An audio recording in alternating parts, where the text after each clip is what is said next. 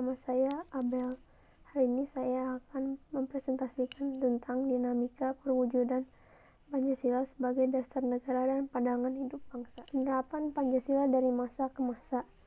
Kedudukan Pancasila sebagai dasar negara dan pandangan hidup bangsa telah disepakati oleh seluruh bangsa Indonesia. Akan tetapi, dalam perwujudan banyak sekali mengalami pasang surut. Bahkan, sejarah bangsa kita telah mencatat bahwa pernah ada upaya untuk mengganti Pancasila sebagai dasar negara dan pandangan hidup bangsa dengan ideologi lainnya. Upaya ini dapat digagalkan oleh bangsa Indonesia sendiri. Meskipun demikian, tidak berarti ancaman terhadap Pancasila sebagai dasar negara sudah berakhir. Tantangan masa kini dan masa depan yang terjadi dalam perkembangan masyarakat Indonesia dan dunia internasional dapat menjadi ancaman bagi nilai-nilai sebagai dasar negara dan pandangan hidup. Perwujudan nilai-nilai Pancasila sebagai dasar negara telah dilaksanakan sejak masa awal kemerdekaan. Orde Lama, Orde Baru, dan masa reformasi sampai sekarang. Masa awal kemerdekaan pada tahun 1945 sampai 1959. Sejak awal kemerdekaan, seluruh rakyat Indonesia bertekad untuk menentukan nasib bangsa sendiri yang baru saja lepas dari belenggu penjajahan dengan berupaya pertahanan kemerdekaan dari berbagai ancaman, baik dalam negeri maupun dari luar negeri. Ada upaya-upaya untuk mengganti Pancasila sebagai dasar negara dan penyimpangan terhadap nilai-nilai Pancasila. Upaya-upaya tersebut diantaranya berikut. Yang pertama, pemberontakan Partai Komunis Indonesia (PKI) di Madiun pada tanggal 18 September 1948.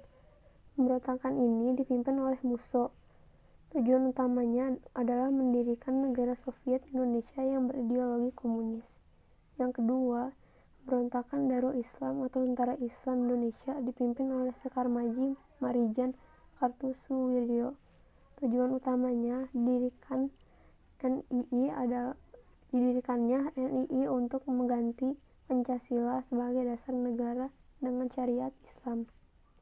Yang ketiga, pemberontakan Republik Maluku Selatan (RMS). Republik Maluku Selatan merupakan sebuah gerakan separatisme dipimpin oleh Christian Robert Stephen Sumokil bertujuan untuk membentuk negara sendiri, yang didirikan tanggal 25 April 1950. Masa Orde Lama pada tahun 1959 sampai 1966. Periode ini dikenal sebagai periode demokrasi terpimpin.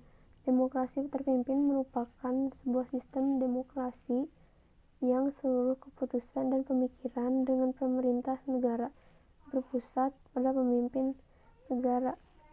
Pemimpin negara saat itu adalah Presiden Soekarno. Lalu, pada masa Orde Lama, dikeluarkanlah Dekret Presiden pada tanggal 5 Juli 1954. Masa Orde Baru. Era demokrasi terpimpin di bawah pimpinan Presiden Soekarno mendapat tamparan yang keras ketika terjadinya peristiwa tanggal 30 September 1965 yang disinyalir didalangi oleh Partai Komunis Indonesia (PKI). Pada masa ini juga, lembaga kepresidenan merupakan pengontrol utama lembaga negara lainnya, baik yang bersifat suprastruktur seperti DPR, MPR, DPA, BPK, dan MA, maupun yang bersifat infrastruktur seperti LSM, partai politik, dan sebagainya. Pada masa ini pula, kebebasan berpolitik dibatasi dengan jumlah partai politik yang terbatas pada 3 partai saja, yaitu Partai Persatuan Pembangunan (PPP), Golongan Karya, Partai Golkar, dan Partai Demokrasi Indonesia (PDI). Muncul beberapa peristiwa pelanggaran hak asasi manusia seperti kasus Tanjung Priok, kasus Marsinah, dan kasus wartawan Udin dari Harian Bernas Yogyakarta, dan lain-lain.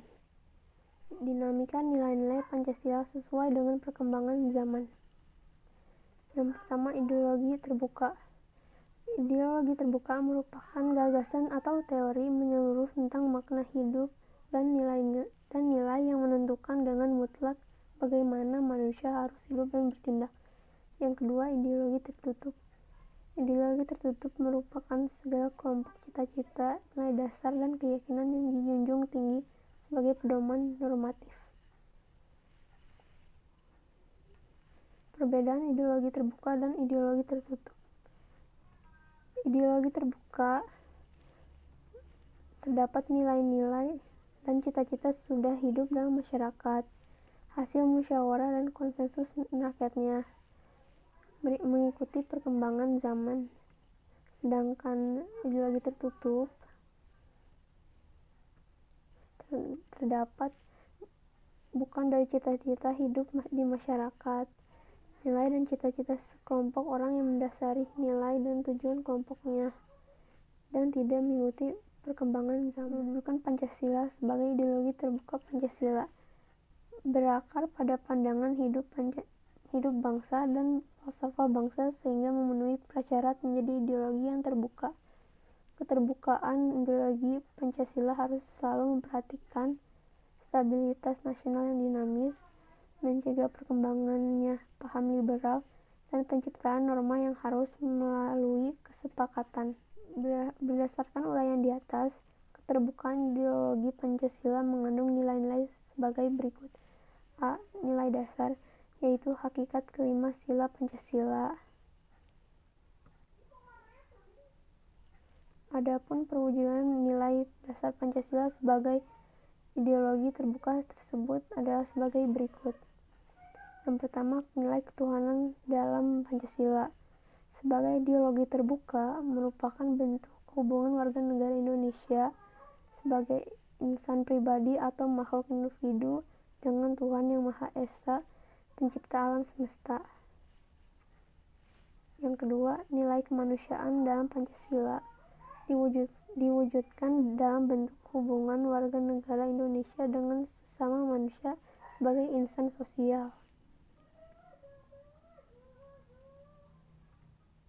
Yang ketiga, nilai persatuan dalam Pancasila diwujudkan dalam bentuk hubungan warga negara Indonesia dengan bangsa dan negaranya sebagai insan politik.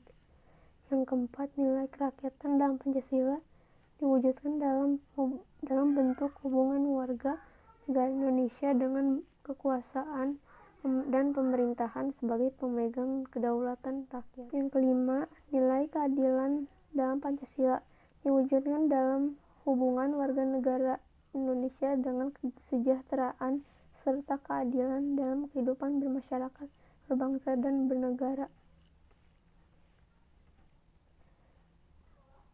B. Nilai instrumental. Ini sebagai penjabaran dari nilai-nilai dasar ideologi Pancasila berupa peraturan perundangan dan lembaga pelaksanaannya. C. Nilai praksis merupakan realisasi dari nilai-nilai instrumental berupa suatu pengalaman nyata dalam kehidupan sehari-hari dalam bermasyarakat, berbangsa, dan bernegara. D. Dimensi idealisme.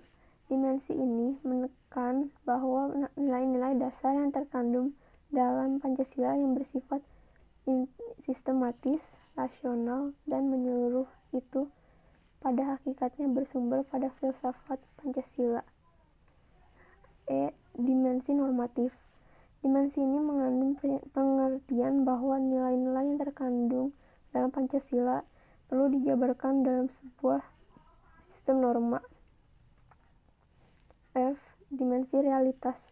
Dimensi ini mengandung makna bahwa suatu ideologi harus mampu mencerminkan realitas kehidupan yang berkembang dalam masyarakat. Wujudnya nilai-nilai Pancasila dalam berbagai kehidupan. Sila-sila dalam Pancasila merupakan satu kesatuan yang tidak terpisahkan. Masing-masing sila Pancasila tidak dapat dipahami secara terpisah dengan sila yang lain. Tata urutan Pancasila memiliki makna saling dijiwai dan menjiwai oleh sila sebelum dan sesudahnya. Oleh karena itu, tata urutan Pancasila tidak dapat diubah akan menghilangkan makna Pancasila sebagai satu kesatuan. Yang pertama, perwujudan nilai-nilai Pancasila dalam bidang politik dan hukum. Perkembangan bidang politik meliputi persoalan lembaga negara, hak asasi manusia, demokrasi, dan hukum. Pembangunan negara Indonesia sebagai negara modern salah satunya adalah membangun sistem pemerintah yang sesuai dengan perkembangan zaman. Kedua, pembangunan dalam bidang hukum diarahkan pada terciptanya sistem hukum nasional yang berdasarkan Pancasila.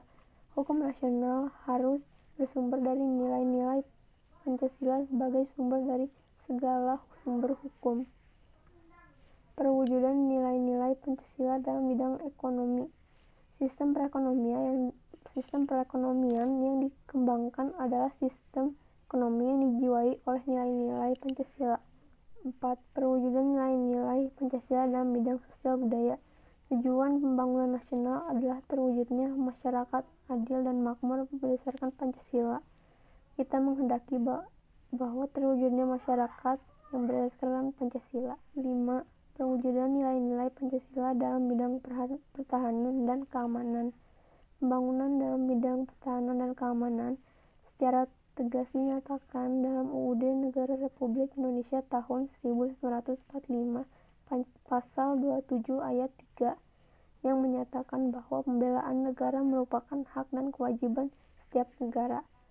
Demikian juga pasal 30 ayat 1 UUD Negara Republik Indonesia tahun 1945 menyatakan bahwa setiap warga negara berhak dan wajib ikut serta dalam usaha pertahanan dan keamanan negara. Usaha pertahanan dan keamanan negara dilaksanakan melalui sistem pertahanan dan keamanan rakyat semesta. Sekian dari saya presentasi ini. Terima kasih.